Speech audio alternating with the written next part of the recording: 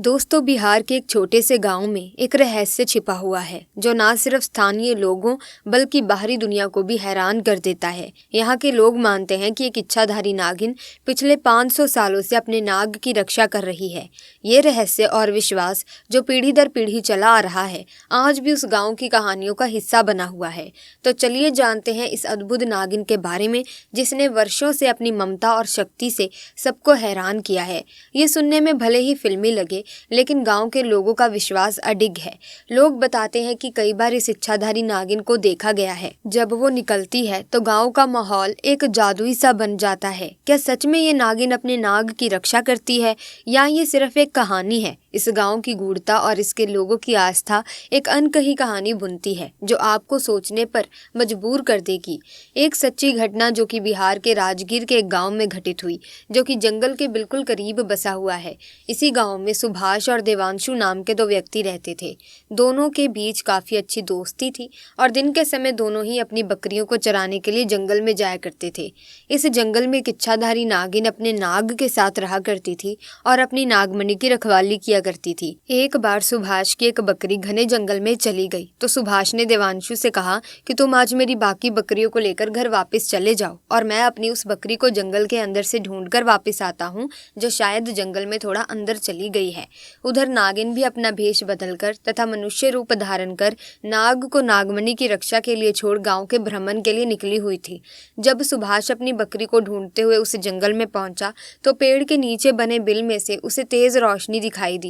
उसे लगा कि ये कोई कीमती हीरा या फिर आभूषण उसके नीचे छुपा हुआ है, तो उसने उसी पेड़ की टहनी को तोड़ा और एक बड़ा सा डंडा बना लिया और उस बिल को जोर जोर से मारकर तोड़ने लगा। उस बिल को तोड़ते समय सुभाष बहुत तेजी से डंडे से वार कर रहा था, जिसमें से दो चोट नाग के बिल के अंदर मौजूद नाग पर लग गई और नाग ने उसी समय अपना दम तोड़ दिया। जब सुभाष ने मरे हुए नाग को देखा और उसके पास तेज चमकती हुई मणि को देखा तो वो समझ गया कि वो चमकती हुई चीज और कुछ नहीं बल्कि नागमणि है। उसने पहले नाग को डंडे से हिलाकर देखा और ये सुनिश्चित किया कि नाग मर गया है या फिर जिंदा है। फिर उसने जब इस बात को पक्का कर लिया कि नाग मर गया है तो उसने अपनी जेब से रुमाल निकालकर उसके अंदर उस नागमणि को रख लिया और भागता हुआ तेजी से घर को निकल गया और ये भी भूल गया कि वो जंगल में अपनी बकरी को ढूंढने आया था और वो बकरी अभी भी जंगल में ही रह गई है। इधर जब नागिन वापस अपने बिल की तरफ लौटी तो जैसे ही उसने नागमणि गायब पाई और अपने नाग को मरा हुआ देखा तो वो गुस्से से आग बबूला हो गई। उसने अपनी शक्ति से नाग की आंखों में देख लिया कि उसके नाग का कातिल कौन है। सुभाष ने अब एक बहुत बड़ी गलती कर दी थी। उसने नाग के मरे हुए शरीर को वहीं जंगल में छोड़ दिया था। अगर वो नाग के शरीर को उसी समय जला देता तो शायद नागिन को उसके बारे में कभी पता ही नहीं चलता। दोस्तों, उधर सुभाष बहुत खुश था क्योंकि उसे दुनिया की सबसे शक्तिशाली चीज मिल चुकी थी, यानी नागमणि मिल चुकी थी। सुभाष जब घर पहुंचा तो उसने सबसे पहले नागमणि अपने हाथ में पकड़ी और इच्छा की कि जो बकरी जंगल में खो गई है वो वापस मिल जाए। दोस्तों, चमत्कार ऐसा हुआ कि अगले ही पल वो बकरी उसके घर के दरवाजे पर खड़ी थी। सुभाष ये सब देखकर बहुत खुश हुआ। उसने नागमणि की मदद से अपने घर को भी बदल लिया और गाँव का सबसे अमीर इंसान बन गया, बस नागमणि की वजह से। उधर नागिन अपने नाग की मौत का बदला लेना चाहती थी, लेकिन वो मजबूर थी क्योंकि सुभाष के पास उसकी नागमणि थी और जब तक वो नागमणि उसके पास है तब तक सुभाष को नुकसान नहीं पहुंचा सकती थी। दोस्तों, कहते हैं कि इच्छाधारी नागिन बगैर नागमणि के भी कोई भी रूप धारण कर सकती है। अपनी शक्ति का फायदा उठाकर नागिन ने एक सुंदर कन्या का रूप धारण किया और सुभाष किसी काम से जब दूसरे गाँव जा रहा था तो उसके बीच रास्ते में बैठ गई और रोने लगी। जब सुभाष ने देखा कि एक बहुत ही सुंदर स्त्री रो रही है तो वो तुरंत बैलगाड़ी से नीचे उतरा और उस कन्या से पूछने लगा कि आप रो क्यों रही हो। लड़की के भेष में उतरी उस नागिन ने कहा कि मेरा नाम आरती है और मैं अपने पति के साथ दूसरे गांव में रहती हूँ, परंतु कल वो एक कन्या के साथ शादी करके आ गया और मुझे धक्के मारकर घर से बाहर निकाल दिया।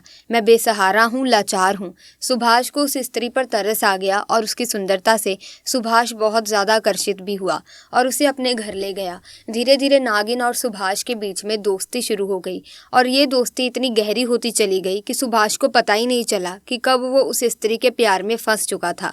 एक दिन सुभाष और आरती यानी कि वो नागिन दोनों घूमने के लिए गए और एक जगह एकांत पाकर आरती ने सुभाष से पूछा, तुम्हारे गले में ये चमकती हुई चीज़ क्या है? तो सुभाष ने बोला, अरे कुछ नहीं, एक साधारण सा आभूषण है, मुझे बहुत अच्छा लगता है इसीलिए मैं इसे गले में पहन लेता हूँ। दोस्तों ये वही आभूषण था जिसे आप नागमणि के नाम से जानते हैं। जब आरती बोली कि क्या तुम मुझे ये आभूषण कुछ समय के लिए दे सकते हो, क्योंकि मुझे इसकी चमक बहुत भाती है, मैं इसे पहनकर देखना चाहती हूँ कि आखिर ये मेरे गले में कैसा लगता है। इस पर सुभाष चिल्लाते हुए बोला, नहीं मैं तुम्हें ये नहीं दे सकता हूँ, इसके बदले तुम कुछ और मांग लो, मैं तुम्हें दे दूंगा। इस पर आरती एकदम से गुस्सा होकर बोली, सुभाष तुम तो कहते थे कि तुम मुझसे बहुत प्यार करते हो, अपनी जान से भी ज़्यादा प्यार करते हो, परंतु मैंने तुम्हारे गले का ये छोटा सा आभूषण क्या मांग लिया? तुम इस चीज़ के लिए मुझे मना कर रहे हो, मुझ पर गुस्सा कर रहे हो। रहने दो, मैं जानती हूँ तुम्हारे लिए ज़्यादा क्या मायने रखता है। दोस्तों फिर सुभाष ने ना चाहते हुए भी वो आभूषण आरती को दे दिया और आरती को देते हुए बोला, ठीक है कुछ समय के लिए तुम इसे पहन सकती हो, परंतु ध्यान से आरती, इसे घुमा मत देना। आरती के हाथ में दोस्तों जैसे ही वो नागमणि आई, आरती का तो रूप ही एकदम बदलने लगा। केवल एक पल में ही वो एक सुंदर स्त्री से एक भयानक नागिन के रूप में परिवर्तित हो गई। उसका चेहरा बिल्कुल नाग सा हो गया। उसने कई बार सुभाष को डसा और डस डस कर उसे मार दिया। नागिन का बदला पूरा हो चुका था। दोस्तों उसने अपने नाग का बदला ले लिया था। तब से ये नागिन इसी गांव में अपने नाग के लिए 500 सालों से आज भी जिंदा है। इसके बाद से वहाँ कुछ ऐसी घटनाएं सुनने में आई हैं जिसे सुनकर हर कोई हैरान है।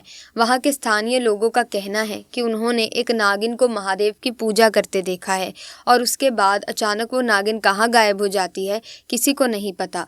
जब इस बारे में गाँव के मंदिर के पुजारी जी से बात की गई तो मंदिर के पुजारी का कहना है कि वो अपने नाग को ढूंढ रही है और जिस तरह से पिछले 500 सालों से महादेव की पूजा करती है आज भी वही करती आ रही है। नागिन इस मंदिर में आती है और भगवान शिव से पूजा कर प्रार्थना कर बिना किसी को नुकसान पहुंचाए चली जाती है। आज भी लोग कहते हैं कि तकरीबन 500 साल से नागिन इस मंदिर में आ रही है।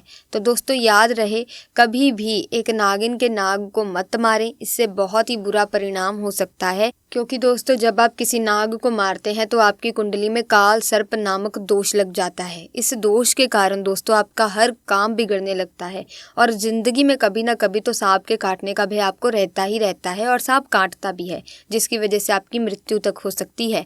तो कभी भी आप सांप को मारने की भूल ना करें। कहीं पर आपको सांप वगैरह दिख जाए तो स्नेक रेस्क्यू टीम को बुलाएं, वो खुद अपने आप सांप से निपट लेगी। लेकिन खुद अगर आप सांप को मारना चाह रहे हैं तो कभी भी सांप को भूलकर भी मत मारिएगा, वरना देखिए दोस्तों आपकी ज़िंदगी को तबाह होने में समय नहीं लगेगा। सो आप कभी भी सांप को या फिर इच्छाधारी नाग नागिन को मारने की भूल ना करें। उनकी नागमणि को पाने की कभी भी आप चेष्टा ना करें। अगर आपने नागमणि हासिल कर भी ली तो भी देखिए दोस्तों, आपने अगर अपराध किया है तो उसकी सज़ा कभी ना कभी तो मिलेगी ही, क्योंकि आप इंसानों से झूठ बोल सकते हैं, उस भगवान से कोई चीज़ें छुपा सकते हैं, लेकिन कर्मों का फल आपको मिलेगा ही मिलेगा। तो ऐसे में सांप को मारने से बचें। और साथ ही दोस्तों आज की वीडियो में बस इतना ही। उम्मीद करती हूँ कि घटना आपको अच्छी लगी होगी। अगर हाँ तो आप इस वीडियो को लाइक करें, शेयर करें, चैनल को सब्सक्राइब करके बेल आइकन को प्रेस कीजिए ताकि नए वीडियोस की अपडेट आपको मिलती रहे। धन्यवाद।